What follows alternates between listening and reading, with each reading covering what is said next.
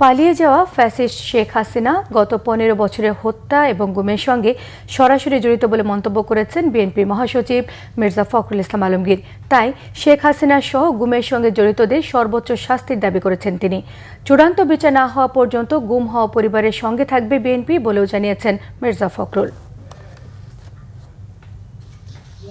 পরে তার বাসায় যখন গেলাম তখন তার মেয়েটির বয়স মাত্র ৬। সে ভয়ে কষ্টে দুঃখে আমাদের সামনে আসছিল না, এবং তার পরের বছর যখন আবার গেলাম সে একই দিনে, তখনও দেখলাম তার মা বলছে যে আমার মেয়েটা এখনো ওই দরজার দিকে তাকিয়ে থাকে,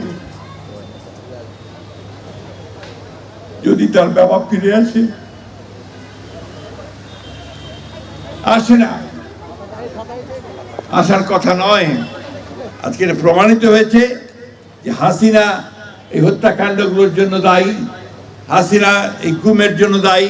সুতরাং হাসিনার বিচার অবশ্যই হতে হবে, এই দেশের মাটিতে হতে হবে, এবং তার সর্বোচ্চ শাস্তি হতে হবে।